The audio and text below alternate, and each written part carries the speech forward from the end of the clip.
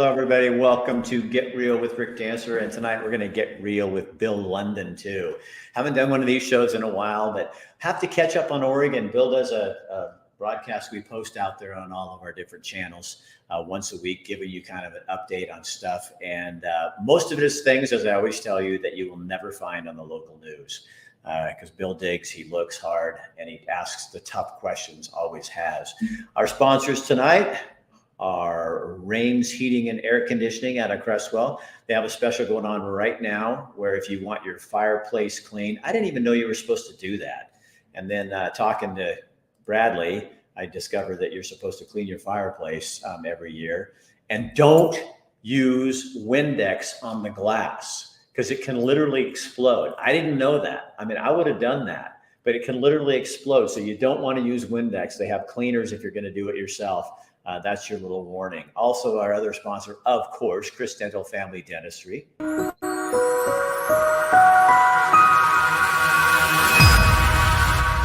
And you'll be very surprised, I'm sure. I just wrote a new ad that's going to start airing on KPNW on Wednesdays for Dr. Ratlin.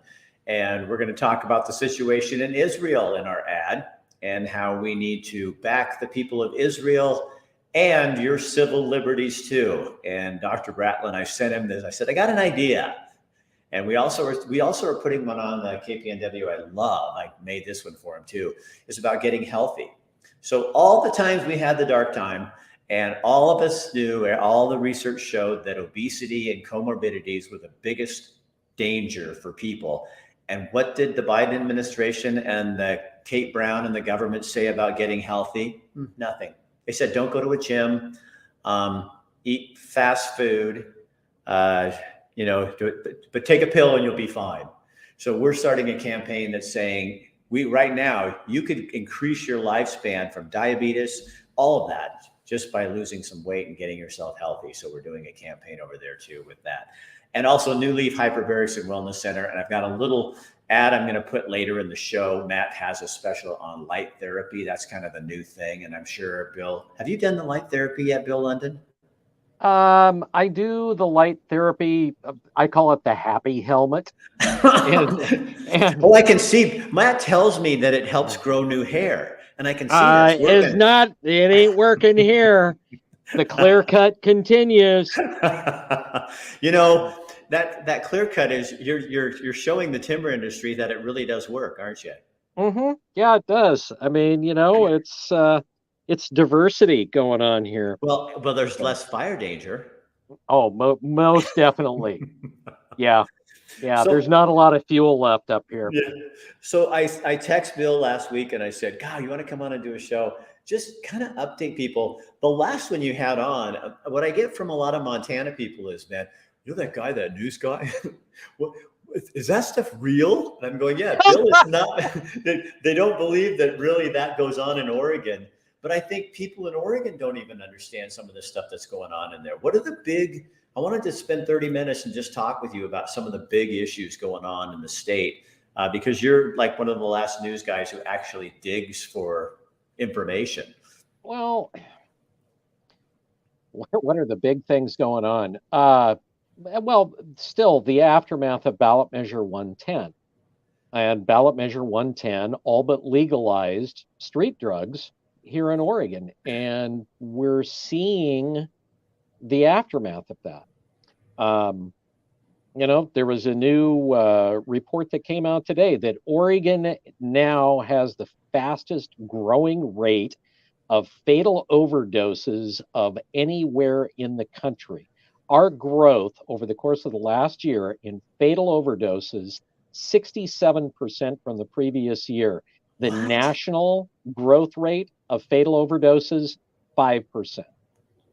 So why don't people, here's what I don't understand, especially your leaders, why don't people put the things together? Say, oh, hey, wait, so we basically legalized drugs and we have this overdose. Those two things, there's a line you can draw between one to the other. And it seems like all I hear is, the governor, the last I heard, and I haven't kept up on it recently, but we just got to keep trying this. It's going to work sooner or later.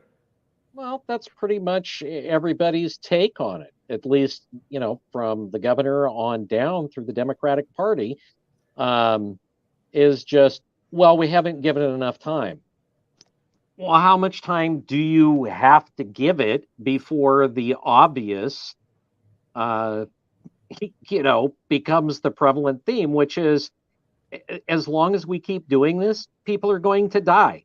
You know, I'll give you an idea of how ridiculous this is. You remember when Ted Wheeler, and I think this was about 3 or 4 months ago, he came out and said that he was going to treat on the street drug use like open containers, where if you're on the street, you're drinking, out of a whiskey bottle, that an officer comes up and they can cite you for that. Right.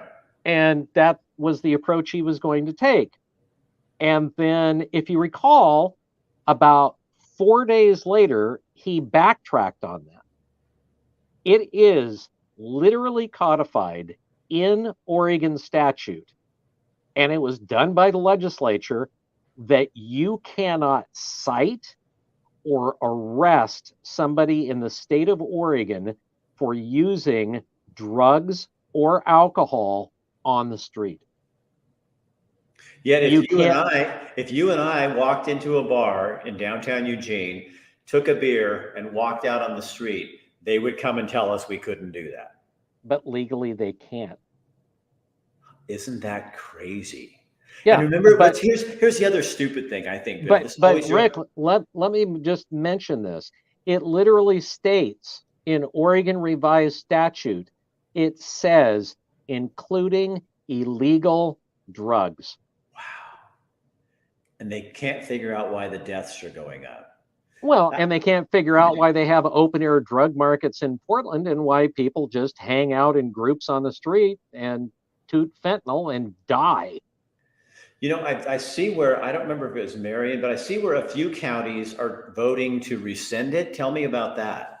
Well, what they're trying to do is put pressure on the legislature to do something about it. And you're talking about Marion County was the last one. I think prior to that, it was Harney? either Harney or Clackamas County. A number of them have been doing that, and they're trying to put pressure on the Oregon legislature to do something about it. And the pushback from what I'm going to call the recovery industrial complex is, well, it's what it is, Rick. Yeah. Their pushback on it is they don't want to see that happen because they don't want the money to be funneled into jails. In other words, no, we're just going to double down and keep doing and need to keep doing what we're doing. Law enforcement and others, and they had a symposium, I think it was last week over in Bend, with the DA over there, Gunnels, and the sheriff and city leaders and so on and so forth. And Gunnels brought up the perfect point, which is, if you don't have some sort of carrot, we've got the carrot, but we have no sticks. And for a lot of people, this idea of, okay, you're going to do drugs, you get arrested because you're doing meth, you've got meth in your possession, you go through potentially drug court, you go through the court system, and as part of your probation, you have to go through drug treatment, and you have to be able to prove that you're getting off drugs. I mean, at least there is something to force these people to get control of their situation. And for others, you talk to people that have worked drug treatment a long time, they'll tell you, for most people, until they hit bottom, Right. they're not gonna get off drugs. You could put, I mean, my feeling is you could put a free treatment center on every corner of the city of Eugene, just like they do with marijuana dispensaries.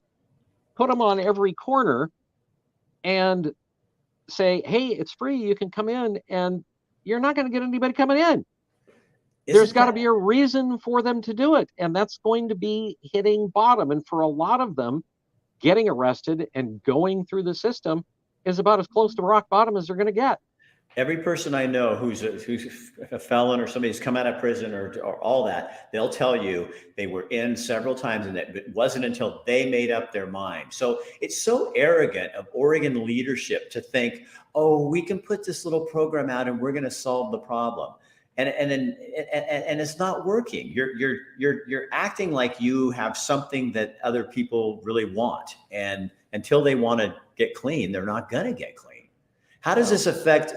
This is also affecting homelessness and all the people on the street, the garbage, the litter, the trash, everything like that, the theft, the crime. It affects everything. You know, I mean, they keep talking about, well, we need to address the homeless situation. Yeah, okay. Yeah, you do. And the thing is, all of this, I mean, I'm not saying that everybody that lives on the street is a drug addict. Right.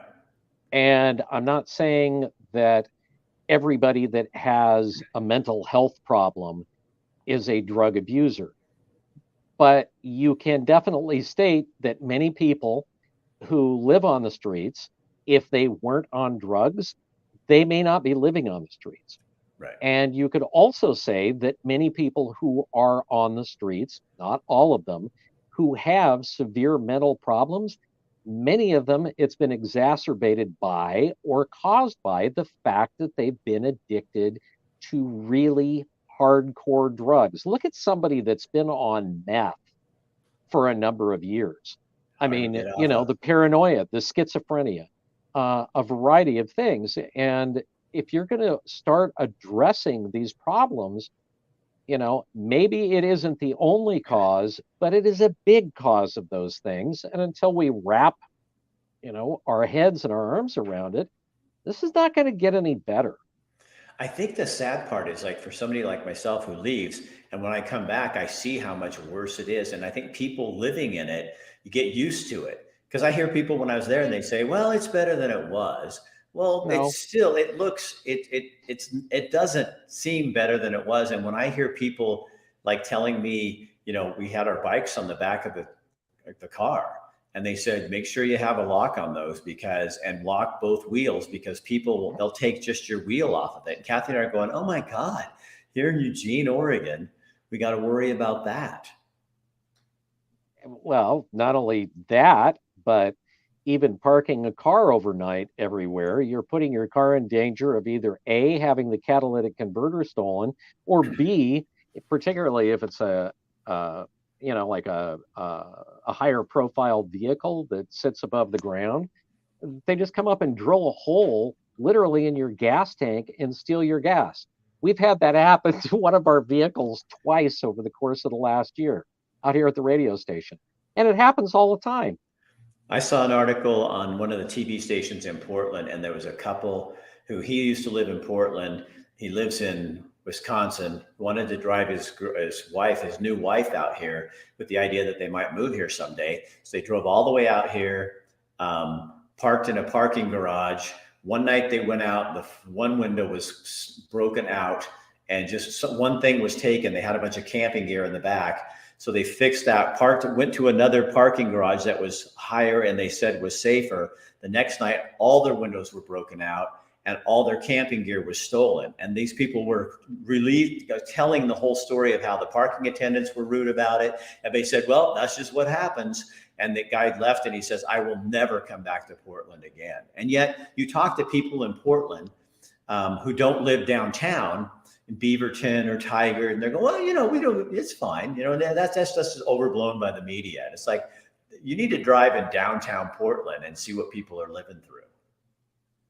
So absolutely.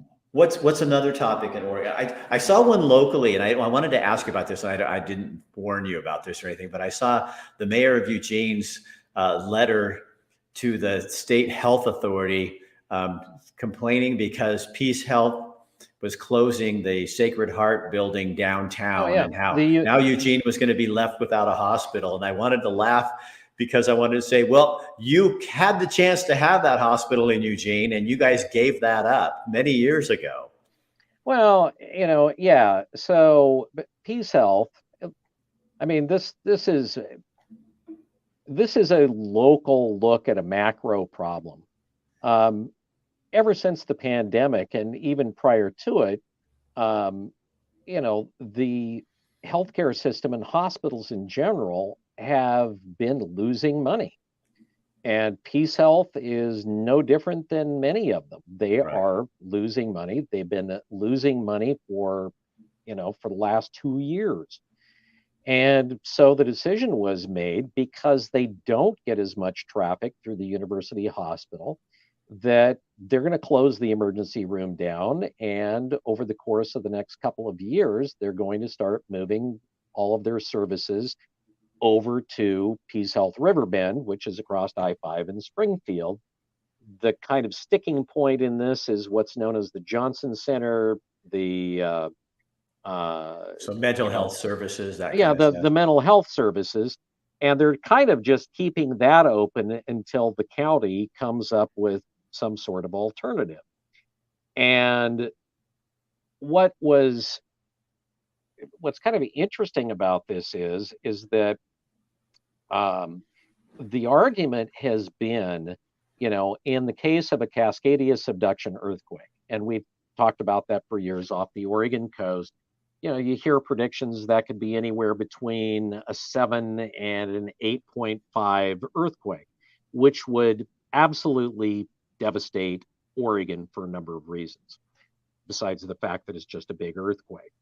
Uh, there's a lot of problems with that in Oregon because of the way that the geology is in Oregon, where we sit in what's called liquefaction zones, where when the ground starts shaking really fast, it becomes like quicksand or a liquid and everything sinks. That's kind of what Oregon's built on.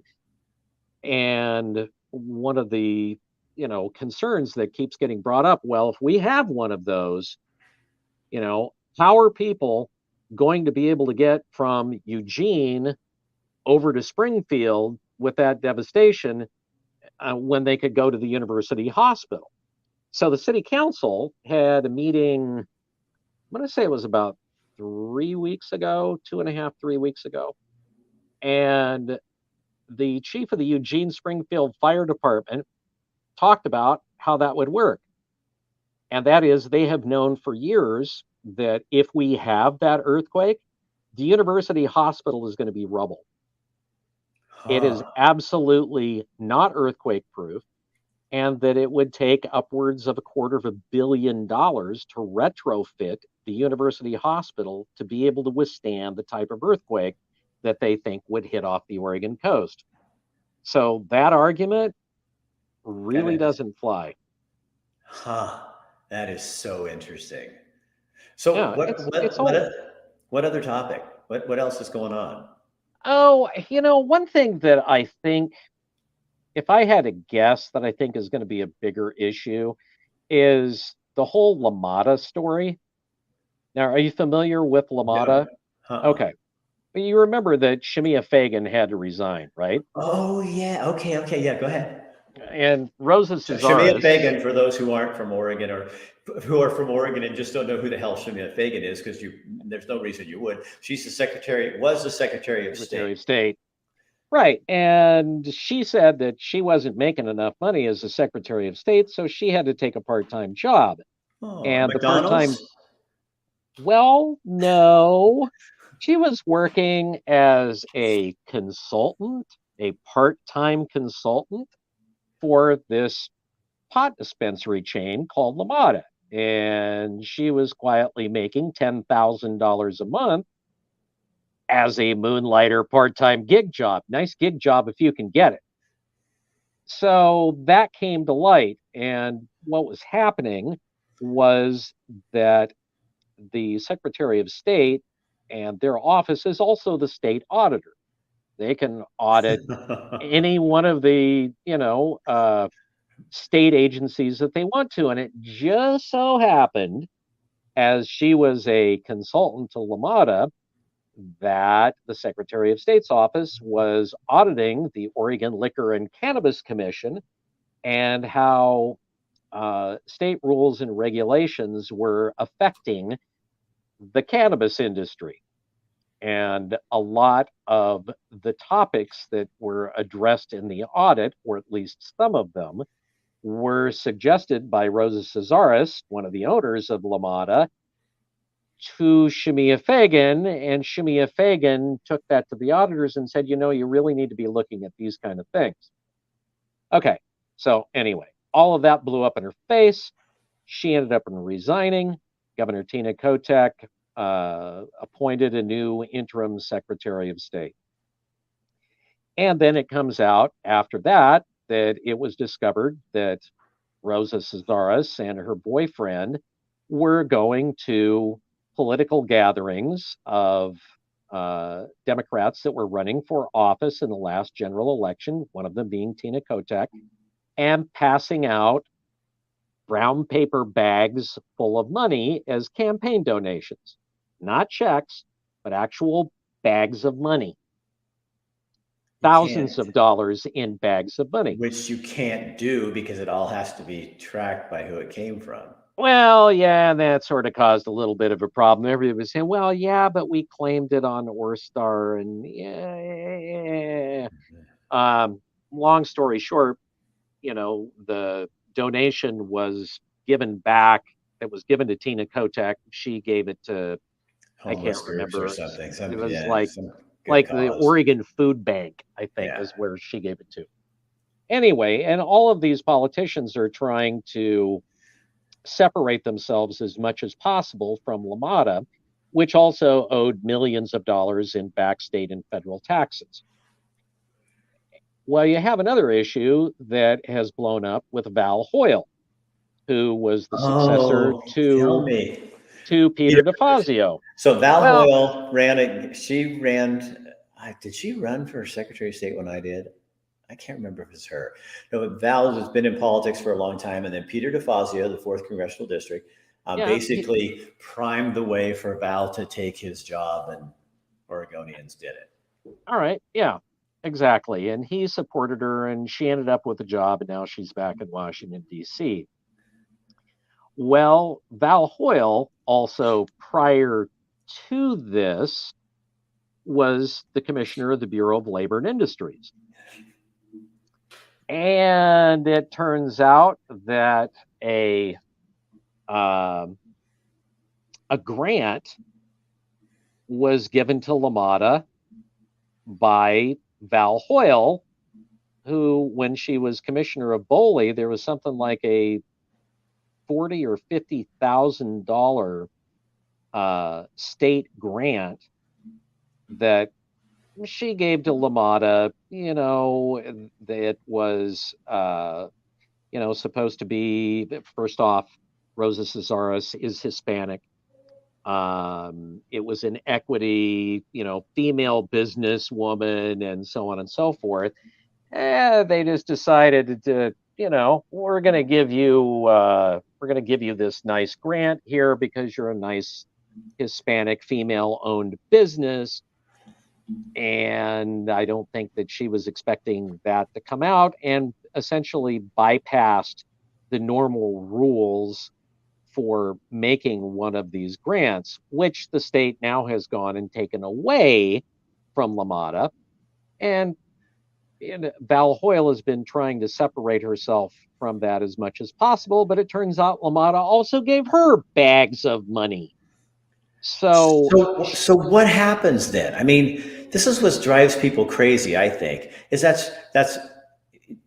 is it illegal behavior? It goes against the rules. It's immoral. Well, it's questionable. Right. I mean, and sure. It appears to be a conflict of interest.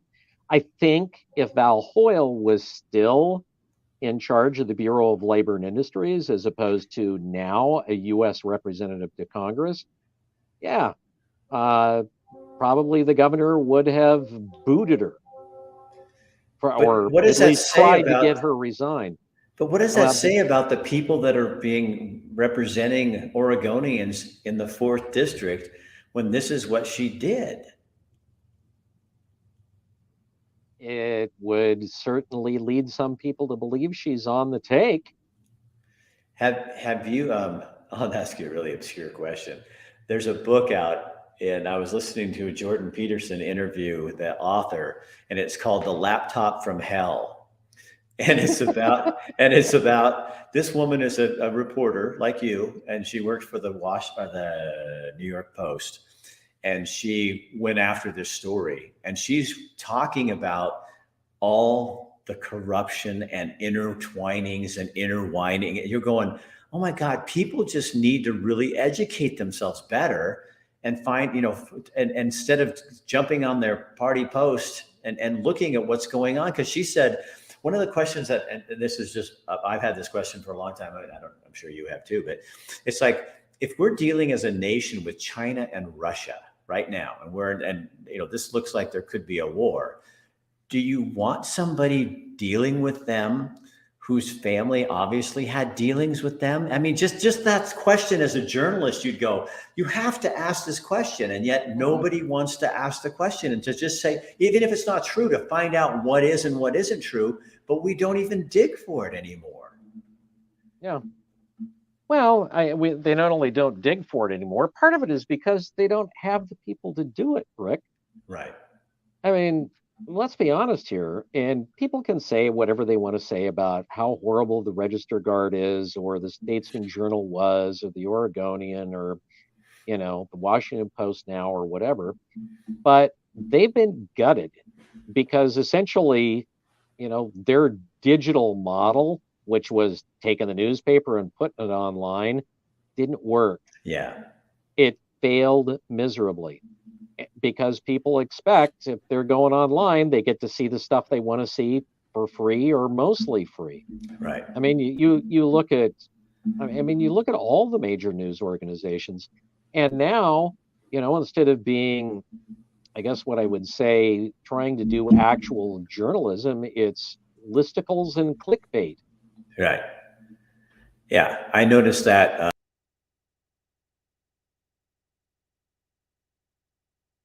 I can't hear a word you're saying.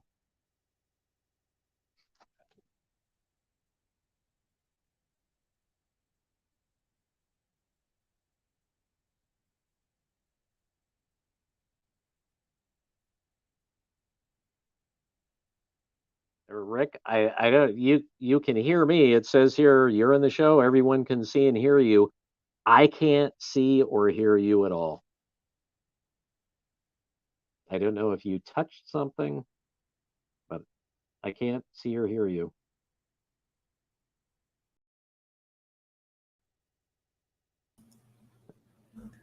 Hey, Oh, there we are. I don't know what happened. All of a sudden, I looked up and mine went down. So maybe the internet died for a second. But yeah, that's interesting with newspapers because, I remember when the Register Guard, when everything started going online in the Register Guard, um, right after I started printing articles, I think I was still at KZI, and I'd take articles from them and print them. And obviously it was from the Register Guard, and they wrote me up and said, don't do this. We don't want you sharing our stuff. And I'm like, do you realize that's how it gets exposed?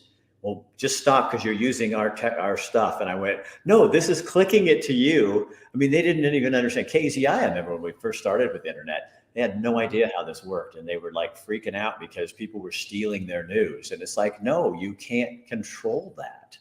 But it is scary. I mean, you see what, I mean, really, how do you get your stuff? Because you dig for things, and I know you give, but where are you coming up with this stuff? Is this sources and people that are talking to you?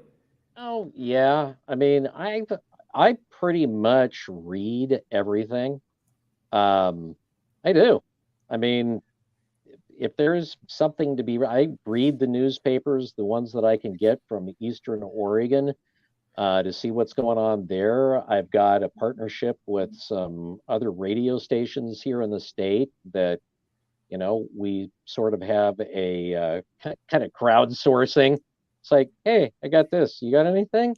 What do you got? I got this. You got anything? I got this. So it's coming from just about everywhere and just What trying to follow it. Well, and now you guys have had some changes there too, right? I mean, Rob left and Yeah, went over, Rob and left. and you got somebody new working with you who I've heard good things about. So Yeah, Gary. Gary's a good guy. He's very young. Well, everybody if you is can, compared to you and me. right, yeah, he's 26 years old. He's just a youngin. Uh, but yeah, I'm working with him now, and he brings kind of a different, more youthful energy to the thing. But he's fairly savvy and kind of sees things, from a different light. And it's kind of after a while, Rob and I were like an old married couple. Yeah, you get up in the morning, the first person you see in the morning is good morning, whatever. And just having somebody different in there, it does kind of, not that I don't miss Rob, I do, but it's like having a breath of fresh air.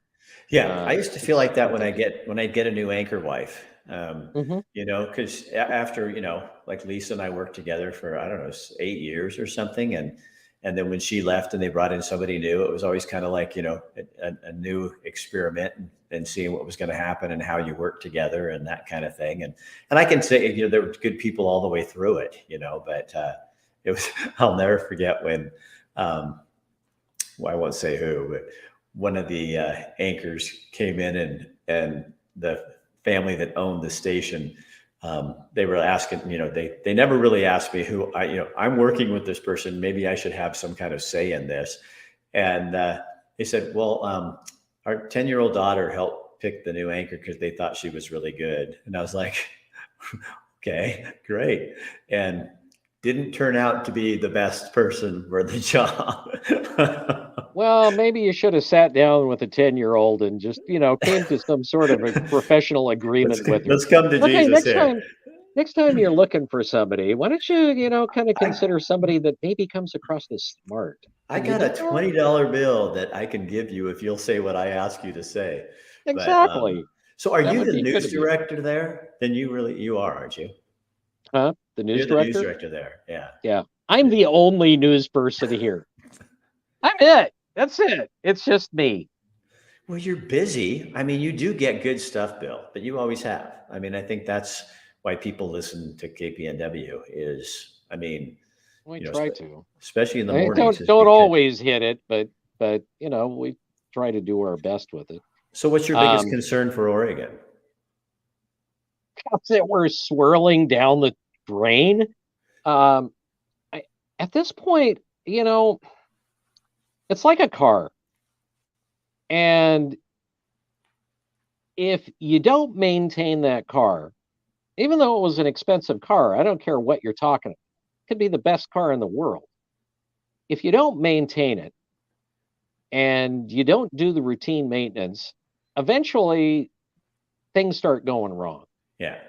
Oregon is a classic example of a state where we didn't do the work that needed to be done. And it's like the wheels are falling off everywhere. And it's true. From you go back to the pandemic, from money that had been given to us by the feds, millions of dollars that were sitting there to upgrade the state's unemployment system so that checks could Yep. go out, and they just sat on it. I mean, it wasn't like, oh yeah, well we had it for a couple of years. They sat on it for over a decade. Right. They had the money sitting there. They could have upgraded the computers, and they were out there in front of everybody going, well, our computers are old. Yeah, well, in 2009, you were given the money to fix it, for Christ's sakes. And that's why you're supposed to do it is so if something like this comes up, you're covered. Yeah, exactly. And you just see it all the way across the state in a number of different ways. And it seems like now the idea of, uh, a lot of our leaders in state government, um, they let all of this stuff go. And then they turn around and it's like, okay, now we're going to ram down this big, brand, spanking new program that's going to make everything better. Like, well, ballot measure 110 was enacted by the will of the people, but here you've got the legislature that's still, drinking the Kool-Aid on it. I just don't know what it's going to take to really fix the state. it's become, I don't know, it's just become almost too much to fix.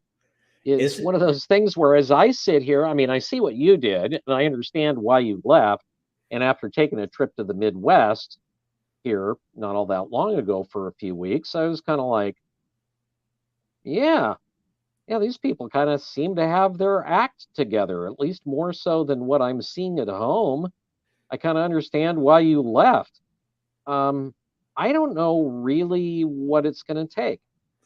well, see, that's I what don't. when I ran for office, I thought, this would be a way you could get in here and get a different voice and stuff, because Oregon became, because of redistricting and Bill Bradbury and people like that who used the system so horribly to make it one-sided towards Democrats. Oregon's not as Democrat as people think. And it's, I think, much more balanced than people give it credit for. But now it's so unpopular to, I mean, I get slammed all the time from Oregon stuff when, well, you right winger, just because I happen to think something different, and I'm not been registered in any party. I left both parties because the Republicans were so shitty to me when I ran for office. I wasn't going to be a part of that cluster screw anymore. And the Democrats had just run it. I remember one time when in a debate, somebody asked the question to Kate Brown and me both. We were both running for Secretary of State, and they said, "Who is the best Secretary of State and who is the worst?" And Kate, of course, hedged. She's a politician. She hedged her bets. Oh, there's Barbara Roberts, because Barbara's a woman and was helping her. And then there's, Bill Bradbury and I just can't pick, even Norma Paulus. I can't pick a favorite. I think they were all good.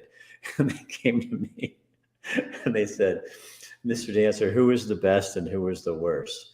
And I said, the best was Phil Kiesling, a Democrat, because he was fair and he basically wanted the state to be redistricted fairly. And when he did that, the Oregon Education Association blackballed him, and he was running for governor and he never even got close because of that decision to do the right thing.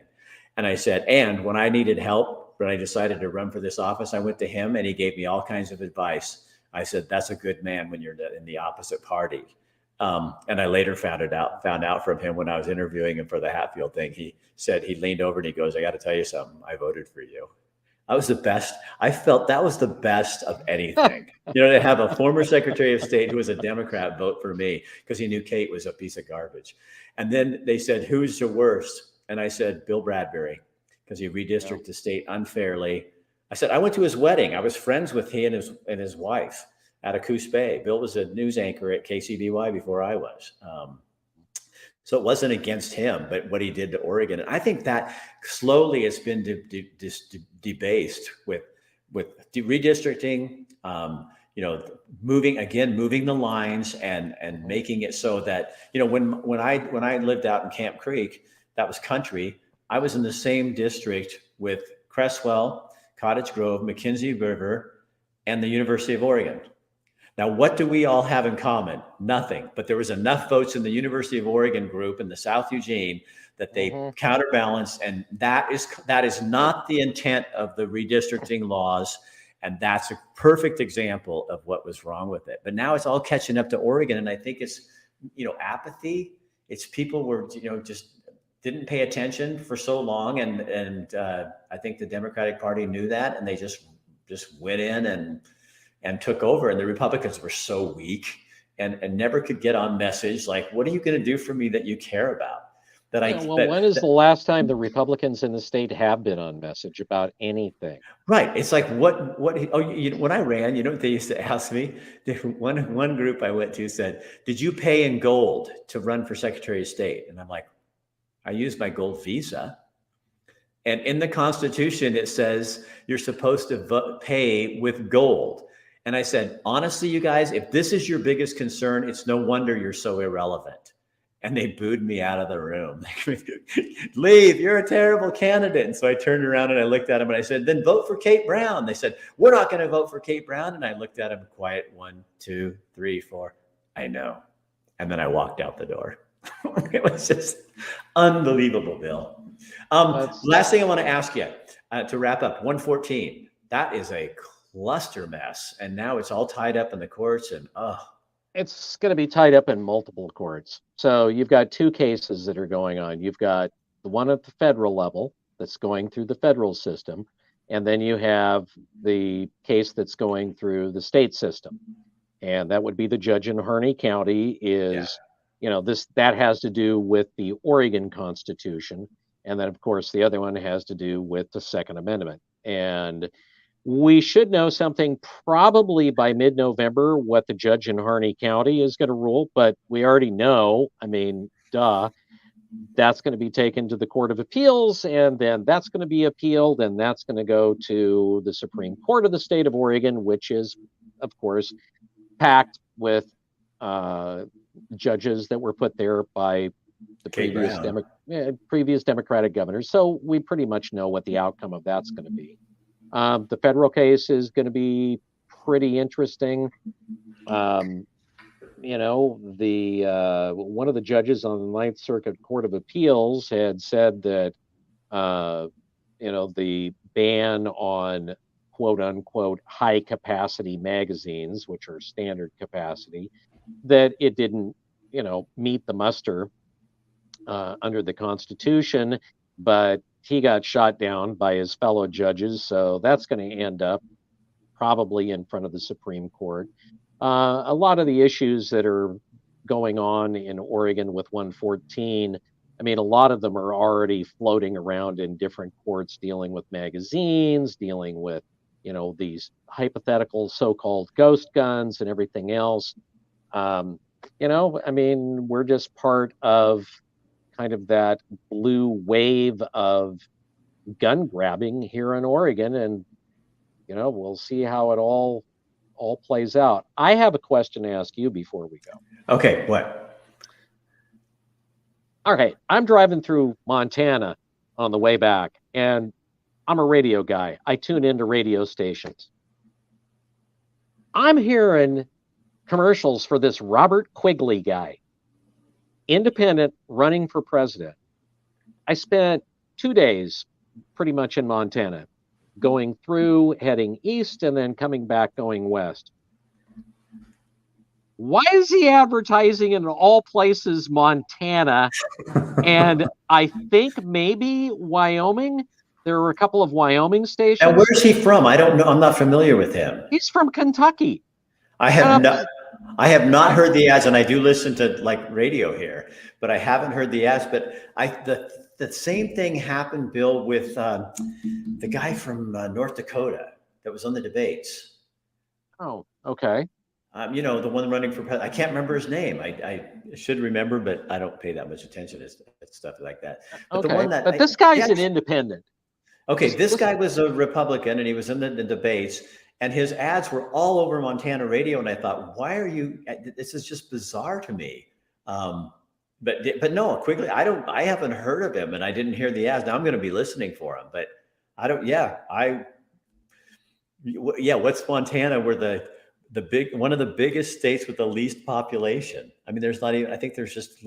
I don't even remember how many people are in Montana, like 1 million or something. I mean, the biggest town is 100 Billings with 120,000. Helena, the state capital, is 40,000. Bozeman's 70,000. Missoula is one of the bigger. I think they have like 80,000. But I mean, there's just not. It's not a lot of people. But I'll tell you what: if you throw garbage out of your truck, you'll get shot. They're gonna shoot you. Yeah, they don't do that here in Oregon. Hell, they throw Gatorade bottles full of piss out the windows along the highways here. Oh my God! Hey, Bill, it's disgusting. Thank you for taking 45 minutes out of your day and just sharing it. I think it's fun to talk to you, and I love talking about stuff going on in Oregon. I do. Honestly, I know there's people you always hating on Oregon.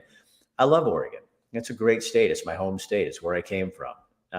But at some point for me and Kathy, and I don't think this is for everybody, but for us, we just said, I'm 64 years old. It's not going to change in the next 25 years. And I can't keep doing this. I got to go somewhere and what's really fun about Montana is you can see that liberal, far progressive left. I'm not against Democrats. I hate what I just despise is the progressive far left censorship crowd that wants to shut everybody up and make them like themselves. And here you don't see that as much. You can see some of it coming in, with some of the trans stuff and everything like that. But I'll tell you, I was on the machine at the gym one day, and this lady standing next to me, she looks like a typical Eugene hippie, which I love, typical Eugene hippies, because most of them are like thinking the same thing I am. You're not putting anything in my body. I don't know what it is. And this lady says, what brought you to Montana? And I said, well, I'm from Oregon. And she goes, yeah, what brought you here? And I said, well, I don't, and I was just kind of hedging a little. And she goes, just tell me. And I said, the way they treated the pandemic, they were so scared. And she goes, oh, I'm a nurse. I'm a Democrat. I wouldn't get the vaccine or a shot if you paid me to get it. She goes, this is ridiculous. And now they're trying to shut everybody up and not let you have a conversation about it. And I just looked at her and I went, oh my God, you're like an old time Eugene Democrat who actually used your brain and had a conversation and was like open to this. And now all the time she walks by me and she goes, hey, Rick, she's like the nicest lady. And it's like, our party's not what divided us here. And ideology's not. But like I said, you do see it slipping in Missoula, a little bit in Bozeman, even in Helena here, you see some of that, coming in and pushing people aside and push. I don't mind people stating their opinions. But let me state mine too, and don't discount me because I have one that's different than yours. That's what pisses me off. Yeah, the shouting down. Oh, it's awful. Bill Lundun, thank you. And you're off this week now. Next week, we'll expect another little broadcast from you. And people like that. You stick them out there, and they like some of them. They do laugh. I think it's more entertainment than anything. But or people from, I got a call from somebody in Texas. They said, I love seeing that. I look and I go, honey, we made the right choice. So you're what's that called? You're confirmation for a lot of people, Bill. Oh, okay. All right. Oh, I'll talk to you later, man. See you later. Take care, Rick. Thanks for the invite. Bye, Bill. All right. That's Bill Lundun again. He's every week on our show. He's not on the show. We're just putting him on now, his own. We stick him out there. Dr. Ratlin from Christendal Family Dentistry sponsors that. And he does a great job for us. So share it on your page. Let people know if they are from Oregon. It's entertaining for them and educating.